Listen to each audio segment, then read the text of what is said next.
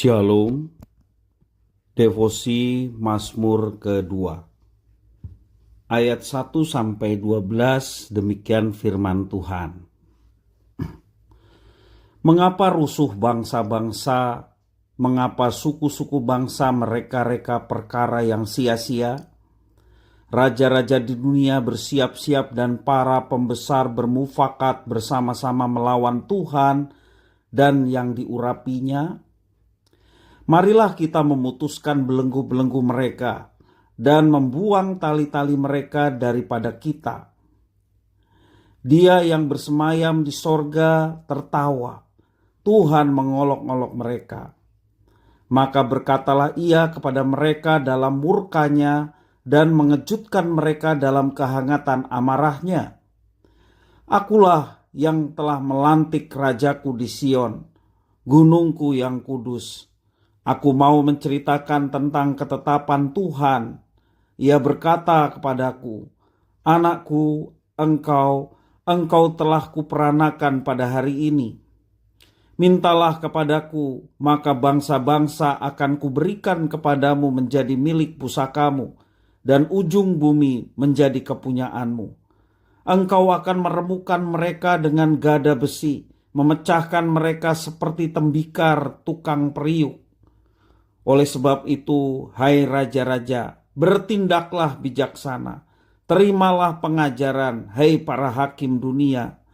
Beribadalah kepada Tuhan dengan takut dan ciumlah kakinya dengan gemetar, supaya ia jangan murka dan kamu binasa di jalan.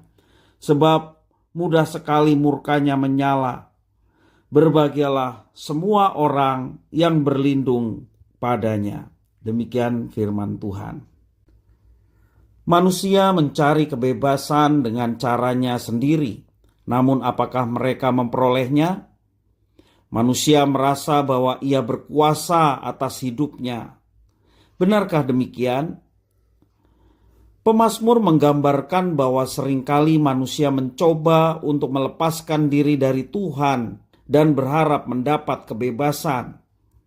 Namun, secara tidak terelakkan, manusia adalah makhluk yang selalu melayani, entah melayani Tuhan, manusia lainnya, atau melayani pribadi lain di luar itu.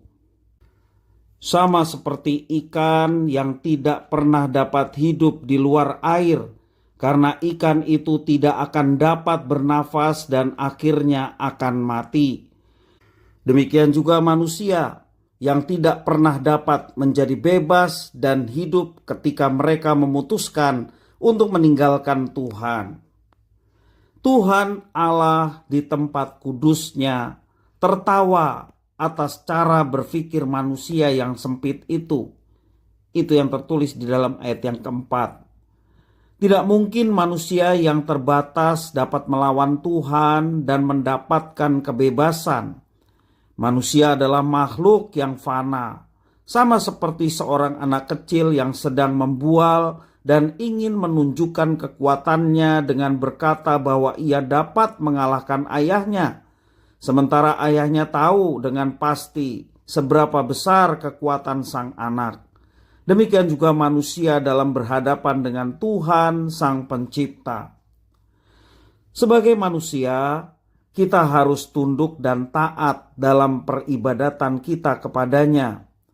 Dialah Tuhan Allah yang berkuasa, yang memerintah segala sesuatu yang ada.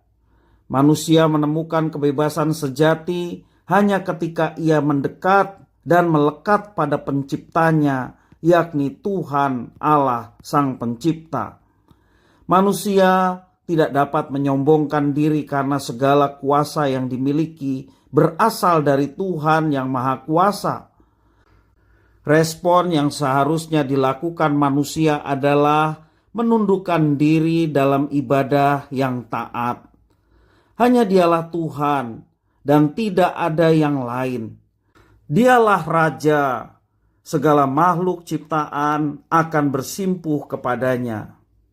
Mari kita sebagai umat Tuhan merendahkan diri, merendahkan hati kita di hadapan Tuhan Allah yang Maha Tinggi. Beribadalah dengan rasa gentar dan bergantunglah sepenuhnya hanya pada Tuhan. Dia berdaulat sepenuhnya atas hidup kita. Alamilah berkat-berkat-Nya sepanjang kita menjalani kehidupan bersandar dan bergantung kepadanya.